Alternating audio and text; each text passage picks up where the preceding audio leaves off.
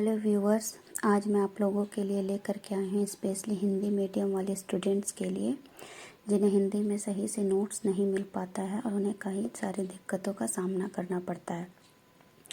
तो ऐसे स्टूडेंट्स जो हिंदी में नोट तलाश कर रहे हैं उनके लिए ये एक बेस्ट वीडियो बन सकता है। जिस तरह से मैंने नोट्स बनाया है आपको हूबहू उस तरह से अगर आप एग्ज़ाम में लिखेंगे तो आप अच्छे मार्क्स से पास हो सकते हैं। चाहे तो आप मेरे वीडियो से स्क्रीनशॉट ले लें या तो फिर आप इसे नोट कर लें अपनी कॉपी में। ये एमएससी और बीएससी के स्टूडेंट्स स्पेशली वीबीओ के या झारखंड बिहार के जो भी स्टूडेंट हैं उनके लिए काफ़ी हेल्पफुल होगा। तो चलिए आज हम वीडियो को स्टार्ट करते हैं। जो आज का टॉपिक है हमारा मॉलिक्यूलर बायोलॉजी से one of the most important topic जो है कार्बोहाइड्रेट। सबसे पहले हम देखेंगे कि कार्बोहाइड्रेट कौन कौन से मॉलिक्यूल से मिलके बना होता है।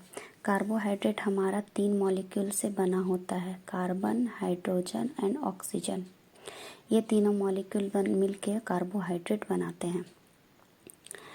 किसी कार्बोहाइड्रेट में हाइड्रोजन और O2 का अनुपात H2O के जैसा होता है, जैसे कि ग्लिसरैल्डिहाइड जिसमें कार्बन के 3 मॉलिक्यूल, हाइड्रोजन के 6 मॉलिक्यूल और ऑक्सीजन के 3 मॉलिक्यूल होते हैं। अगर हम इनका रेशियो निकालें तो कुछ इस तरह से दिखाई देगा, जिसका रेशियो निकलता है 2:1, जो ग्लूकोज का एक एग्जाम्पल है। कार्बोहाइड्रेट का एक one of the best example है ग्लूकोज, जिसका मॉलिक्यूलर फार्मूला है C6H12O6। ग्लूकोज का मॉलिक्यूलर फार्मूला है C6H12O6। किसी कार्बोहाइड्रेट में कम से कम एक हाइड्रोक्सिल ग्रुप और एक एल्डिहाइड ग्रुप और एक कीटोन ग्रुप पाए जाते हैं। जैसे कि आप यहाँ देख रहे हैं, ये OH जो है ये हाइड्रोक्सिल ग्रुप है और ये CH और डबल बॉन्ड OH जिसे हम एल्डिहाइड ग्रुप कहते हैं और ये OH के ग्रुप को hydroxyl plus C double bond O को हम कीटोन ग्रुप कहते हैं। जैसे ग्लूकोज में हमारा एल्डिहाइड पाया जाता है और फ्रुक्टोज में कीटोन पाया जाता है। ये जैसे कि आप यहाँ मैंने सर्कल किया है, C double bond O and C double bond OH। ये एल्डिहाइड ग्रुप ग्लूकोज का हो गया और ये कीटोन का। उसके बाद हम यहाँ पे देखेंगे कि कार्बोहाइड्रेट का classification and structure of carbohydrate, यानी कि कार्बोहाइड्रेट को कौन कौन से ग्रुप में क्लासिफाई यानी कि बांटा गया है और कौन इसके कैसे स्ट्रक्चर होते हैं, यानी कि किस तरह से बनते हैं, किस तरह से इसमें मॉलिक्यूल अटैच होते हैं।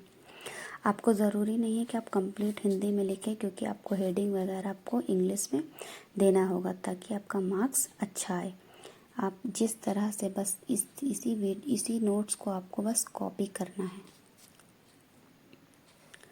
On the basis of number of saccharide के संख्या के आधार पर कार्बोहाइड्रेट को 3 वर्गों में बांटा गया है।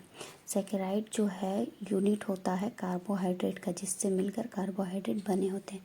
तो ये क्लासिफिकेशन है कार्बोहाइड्रेट का, जो कार्बोहाइड्रेट 3 ग्रुप में डिवाइड किया गया है, मोनोसेकेराइड, ओलिगोसेकेराइड और पॉलीसेकेराइड।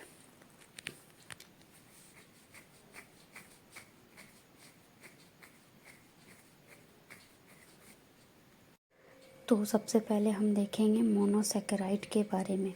इस प्रकार के कार्बोहाइड्रेट में सेकेराइड की संख्या केवल 1 पाई जाती है। जनरल फार्मूला, अगर हम इसका फार्मूला देखें तो CnH2O और N फार्मूला से आप निकाल सकते हैं इस किसी भी मोनोसेकेराइड को। कार्बन के संख्या के आधार पर मोनोसेकेराइड निम्नलिखित प्रकार के होते हैं। इसमें हम देखते हैं कि कार्बन के मॉलिक्यूल कितने पाए जाते हैं इसमें, और ये मोनोसेकेराइड एक ही प्रकार के सेकेराइड से मिलके बने होते हैं, इसलिए हम इनको मोनोसेकेराइड कहते हैं। जैसे कि कुछ एग्जाम्पल यहाँ पे दिए हुए हैं, जैसे ट्रायोस, टेट्रोस, पेंटोस और हेक्सोस, ये सारे आपके मोनोसेकेराइड के एग्जाम्पल्स हैं।